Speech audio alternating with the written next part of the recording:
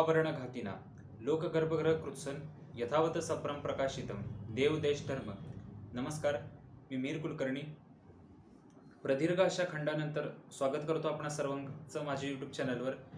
तुम्ही पाहता इतिहासाची सुवर्णपाने.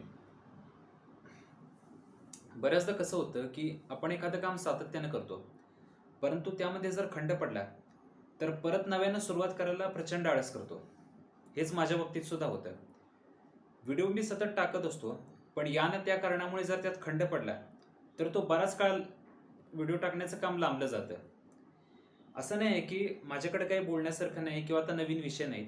विषय बरेच आहेत, परंतु आता कुठला विषय मांडायचा, कुठला व्हिडिओ टाकला की त्याला जास्त व्ह्यूज मिळतील, या सगळ्या गणितामुळे व्हिडिओज बनवण्याचं काम बाजूला पडतं.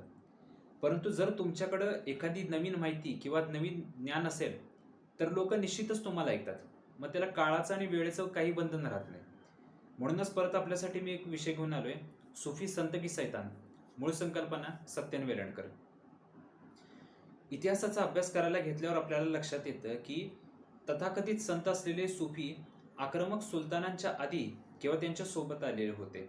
जिथे हिंदूंची तलवार अपयशी ठरली तिथे सुफींच्या खानकाह, मठ आणि दर्ग्यांनी हिंदूंचे इस्लामीकरण करायचे कार्य केले. चिश्ती संप्रदायाचा भारतातला संस्थापक मोइनुद्दीन चिश्ती याचं चरित्र वाचलं तर सुफीवाद म्हणजे काय हे आपल्याला समजून येतं. अनेकांना वाटतं की तो केवळ अजमेरला आलेला एक साधू फकीर होता, परंतु ऐतिहासिक संदर्भ सांगतात की तो आक्रमणापूर्वी शहाबुद्दीन घोरीला स्थानिक सैन्याच्या हालचालींची माहिती पुरवत होता. जेव्हा घोरीने पृथ्वीराज चव्हाणांचा पराभव केला तेव्हा चिश्ती म्हणाला होता की आम्ही पिथौराला पृथ्वीराज जिवंत पकडून सैन्याच्या स्वाधीन केलं. आता हे एका संताचं साधूचं लक्षण म्हणायचं की एका राजकीय हेराचं? सियारुल अवलिया, लेखक अमीर खुर्द. अजमेरमधला अनासागर तलाव हा हिंदूंच्या श्रद्धेचं केंद्र होता. त्या तलावाच्या काठावर अनेक मंदिरं होती. ऐतिहासिक नोंदीनुसार चिश्ती आणि त्याच्या अनुयायांनी त्या तलावाच्या काठावर गायीची हत्या केली आणि तिचं मांस शिजवलं, जेणेकरून त्या मंदिराचं पावित्र्य नष्ट व्हावं आणि हिंदूंना विटळ होऊन त्यांनी पळ काढावा. आज आपण अजमेरमध्ये अढाई दिन का झोपडा बघतो. त्या ठिकाणी विग्रहराज चव्हाण यांनी बांधलेलं सरस्वती कंठाभरण संस्कृत विद्यालय आणि मंदिर होते. ते पाडून त्याच खांबावर आणि दगडी अवशेषांवर ही वास्तू उभी केलेली होती. आजही तिथल्या वास्तूच्या खांबावर आपल्याला मंदिराचे अंश दिसतात. इसवी सन 1875-76 या काळामध्ये भारतीय पुरातत्व विभागाचे महानिर्देशक अलेक्झांडर कनिंगहॅम यांनी त्यांच्या अहवालात खंड 6 स्पष्टपणे नमूद केलेलं आहे की त्या वास्तूच्या खांबावर हिंदू देवी देवतांची चित्र कोरली होती, जी नंतर विद्रूप करण्यात आली. सर्वात महत्त्वाचा मुद्दा म्हणजे त्या खांबावर विग्रहराज चव्हाण यांनी लिहिलेले हरकेली नाटक कोरलेले आढळते. ही वास्तू पाडण्याचे आदेश कुतुबुद्दीन ऐबकने दिले होते, जेणेकरून मुसलमानांना तिथं नमाज पठण करण्यासाठी जागा मिळावी. चिश्तीचे वास्तव्य अशाच पाडलेल्या मंदिराच्या एका परिसरामध्ये होते. चिश्तीच्या चरित्रावर आधारित सियारुल अवलिया आणि जवारे फरीदी या ग्रंथामध्ये अशा बऱ्याच कथा आपल्याला वाचायला मिळतात. जेव्हा चिश्तीनं अशा स्थानिक मंदिराजवळ मुक्काम केला होता तेव्हा त्याने आपल्या आध्यात्मिक शक्तीने, सुफी भाषेमध्ये ज्याला करमत म्हणतात, तिथल्या स्थानिक योगी आणि पंडितांना पराभूत किंवा प्रभावित केलेले होते. त्यात अनेक ठिकाणी असा दावा केलेला आहे. त्यांनी गायीचे मांस खाऊन तिथल्या धार्मिक पावित्र्याला आव्हान दिले होते, जेणेकरून तिथल्या हिंदूंना त्याचा विटाळ व्हावा. हिंदू आज ज्याला ख्वाजा गरीब नवाज, गरिबांचा कैवारी म्हणतात, त्या सुफीने त्या चिश्तीने आपल्या साहित्यामध्ये आणि त्याच्या अनुयायांनी आपापल्या ग्रंथामध्ये हिंदूंना काफर आणि त्यांच्या देवतांना बुत, दगड असं संबोधलेलं आहे. राहतुल कुल्ब हे चिश्तीचे अनुयायी फरीउद्दीन गंज-ए-शकर लिखित पुस्तक आहे, ज्यामध्ये चिश्तीचे मफलुजात म्हणजे संवाद आहेत. त्यामध्ये चिश्तीने हिंदूंना काफर आणि इस्लाम न स्वीकारणाऱ्यांना नरकात जागा मिळेल असं म्हटलेलं आहे. त्यांनी हिंदूंच्या मंदिराचा उल्लेख बुतखाना असा केलेला आहे आणि त्यांचा विनाश करणं हे अल्लाचं कार्य मानलेलं आहे. ऐतिहासिक साधनांनुसार तारिके फरिश्ता आणि चिश्तीच्या चरित्रावरील जुने दस्तऐवज. जेव्हा घोरीने पृथ्वीराज चव्हाणांचा पराभव केला तेव्हा चिश्तीचे अजमेरमधले स्थान बळकट झालेले होते. राजघराण्यातल्या स्त्रिया आणि प्रजेला जेव्हा बंदी बनवण्यात आलं तेव्हा चिश्तीने या घटनेकडे इस्लामचा विजय म्हणून पाहिलं होतं. सर्वात महत्त्वाचा मुद्दा म्हणजे या बंदी बनवलेल्या सगळ्या हिंदू स्त्रिया होत्या.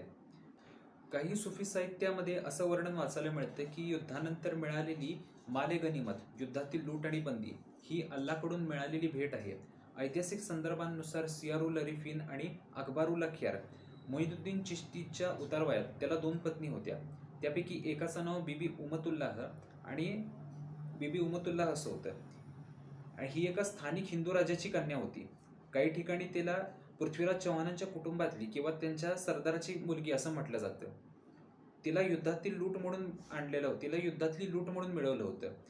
त्यानंतर तिचा विवाह चिश्तीसोबत करण्यात आला.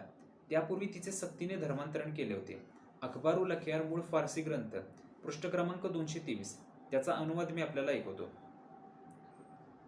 मलिक खत्ताब याने काफिरांवर विजय मिळवला. त्यावेळी एका काफिर राजाची मुलगी त्याच्या हाती पडली. मलिक खत्ताब हा ख्वाजा मोईनुद्दीनचा शिष्य मुरीद होता. त्याने ती मुलगी ख्वाजा मोईनुद्दीनला अर्पण केली. मोईनुद्दीनने तिचा स्वीकार केला. अजमेरच्या खानकाहमध्ये मठ आणि चिश्तीच्या सेवेसाठी असंख्य हिंदू गुलाम होते. आता हे लोक कोण होते? हे तेच लोक होते ज्यांना युद्धानंतर बंदी बनवण्यात आलं होतं. परंतु चिश्तीच्या चरित्रामध्ये याला कर्मत या चमत्कार म्हणून सांगितलं जातं. त्याने केवळ आपल्या दृष्टिक्षेपाने हजारो काफिर हिंदूंना इस्लामची दीक्षा दिली. ज्या हिंदूंच्या पूर्वजांनी अपमान आणि गुलामी सहन केली, आज त्यांचेच वंशज त्या गुलामीच्या चिन्हांना म्हणजे दर्ग्यांना सुगंधी चादरी अर्पण करत आहेत. आपण बघतो की बॉलिवूडमधले बरेचसे सेलिब्रिटी सुद्धा त्या अजमेरच्या दर्ग्यावर चादर चढवत असतात. ही केवळ धार्मिक श्रद्धा नाही आहे, तर मेलेली स्मृती आणि विस्मृतीत गेलेला अभिमान आहे. आता मी तुम्हाला आणखी सुद्धा काही उतारे वाचून दाखवतो. सुफी अमीर खुसरो लिखित खजाइनुल फुतुह या ग्रंथाचे प्रसिद्ध इतिहासकार प्राध्यापक मोहम्मद हबीब यांनी केलेल्या अनुवादाचे काही उतारे. देवगिरीच्या रामदेवराय याच्या शरणागतीला खुसरोने हिंदू धर्माच्या पराभवाशी जोडले होते. तो गर्विष्ठ राय, जो स्वतःला दक्षिणेचा अधिपती समजत होता, तो एखाद्या गुलामाप्रमाणे सुलतानाच्या सेनापतीसमोर उभा होता. त्याने आपले मस्तक जमिनीवर टेकवले आणि दिल्लीच्या सुलतानाची सत्ता मान्य केली. हे केवळ एक राजाचे समर्पण नव्हते, तर ते त्या भूमीवरील हिंदू सत्तेचे सुलतानासमोर झुकणे होते. देवालयांच्या विध्वंसाबाबत मलिक काफूरची स्वारी. होयसळ आणि पांड्य राजांच्या मंदिराचं वर्णन करताना खुसरो लिहितो, सुलतानाच्या सैन्याने ती सोन्याची मंदिरे अशी उद्ध्वस्त केली की जणू काही ती सोन्याची खाणच मोकळी केली. तिथल्या मूर्ती, ज्यांना काफिर आपला देव मानत होते, त्या जमिनीवर फेकून त्यांचे तुकडे करण्यात आले. ज्या जमिनीवर मूर्त्या बसवल्या होत्या तिथली माती सुलतानांच्या घोड्यांच्या टापाखाली तुडवली गेली. इस्लामच्या तलवारीने कुफरचे अस्तित्व अशा प्रकारे पुसून टाकले की तिथे केवळ अल्लाचे नाव शिल्लक राहिले होते. विजयनगरचा उल्लेख करताना खुसरो लिहितो, मलिक काफूरने इतकी संपत्ती लुटली की ती वाहून नेण्यासाठी हजारो उंट कमी पडले. देवळातील सोन्याच्या खांबाचे तुकडे करण्यात आले. ही लूट म्हणजे केवळ संपत्ती नव्हती, तर तो इस्लामचा हिंदूंवर मिळवलेला आध्यात्मिक विजय होता. सुलतानच्या पायाशी इतके डोंगर साचले होते की जणू काही सोन्याचा डोंगरच उभा राहिला. वारंगळ आणि इतर मोहिमांच्या वेळी खुसरूने तिथल्या ब्राह्मणांबद्दल असे उद्गार काढले आहेत. दक्षिणेतले काफर ब्राह्मण हे सैतानचे दूत आहेत. ते त्यांच्या पुस्तकातून खोट्या गोष्टी शिकवतात. जेव्हा सुलतानचे लष्कर तिथे पोचले तेव्हा सर्वप्रथम त्यांचे हे मंत्र आणि जादू निष्प्रभ ठरली. त्यांच्या रक्ताने तिथली नदी अशी वेटाळली गेली की त्यांचे गर्भहरण झाले. इसवी सन 1303 मध्ये चित्तोडगड जिंकल्यानंतर झालेल्या नरसंहाराबद्दल खुसरो लिहितो, सुलतानने अल्लाउद्दीन खिलजी हुकूम दिला आणि ज्याप्रमाणे गवत कापले जाते त्याप्रमाणे या काफिर हिंदूंची कत्तल करण्यात यावी. अवघ्या एका दिवसात 30,000 हिंदूंच्या रक्ताने रस्ते लाल झाले. सुलतानच्या रागाची वीज अशी कडाडली की त्या गडद अंधारात हिंदूंमध्ये कोणालाही जीव वाचवण्याची संधी उरली नाही. ज्यांनी शरणागती पत्करली नाही त्यांना यमसज्ञात धाडण्यात आले. चिश्ती संप्रदायाचा साबरी शाखेतील अब्दुल कुद्दूस गंगोही याचा जन्म इसवी सन 1456 मध्ये उत्तर प्रदेशात झालेला होता. बाह्यतः तरी त्याच्यावर नाथ संप्रदायाचा मोठा पगडा होता. त्याने अखलदास नावानं काही हिंदी कवनं केली होती आणि त्याच्या अनुयायांनी सुद्धा काही कवनं केली होती, ज्याची रुश्दनामा या फारसी ग्रंथामध्ये नोंद आहे. या सुफी अब्दुल कुद्दूसने बाबरला एक पत्र लिहिलं होतं. त्याचा मराठी अनुवाद मी आपल्याला ऐकवतो. काफिरांना इस्लामी राज्यकारभारात आणि दारुल इस्लाममध्ये कोणताही सरकारी हुद्दा देऊ नये. सरकारी कचेऱ्यामध्ये त्यांना काम देऊ नये. त्यांना अमीर व न्यायाधीश करू नये. त्यामुळे काफिरांना इस्लामी मुलखात त्यांच्या अवमानाची जाणीव होत राहील. त्यांच्याकडून जिजिया व जकातीची वसुली शरीयतनुसार करावी. त्यांना मुसलमानांसारखा पोशाख करण्यास मनाई करावी. त्यांनी आपले काफिरत्व झाकून ठेवावे. काफिरांच्या रीतिरिवाजांचे पालन उघडपणे करू नये. इस्लामी खजिन्यातून त्यांना काही मिळू देऊ नये. मुसलमानांशी त्यांची बरोबरी होता कामा नये. संदर्भ मुक्तबात कुद्दुसिया उर्दू अनुवाद, पत्र क्रमांक 169, पृष्ठ क्रमांक 761 ते 65. एकंदरीत आपल्याला शालेय अभ्यासक्रमामध्ये शिकवण्यात आलेले हे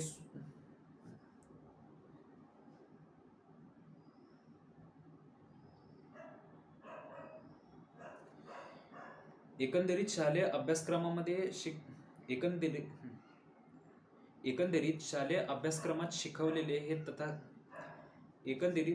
अभ्यासक्रमात शिकवलेले तथाकथित संत असलेले हे सूफी प्रत्यक्षात अत्यंत क्रूर कर्मे आणि हिंदूंचे शत्रू होते.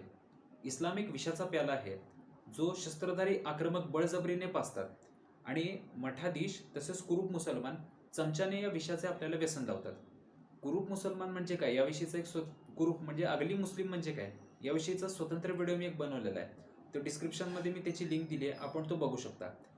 तर सूफी संत म्हणायचे की सैतान, या प्रश्नाचं उत्तर असं आहे की इस्लामी दृष्टिकोनातून संत असलेले सूफी हे ऐहिक अर्थाने सैतान होते.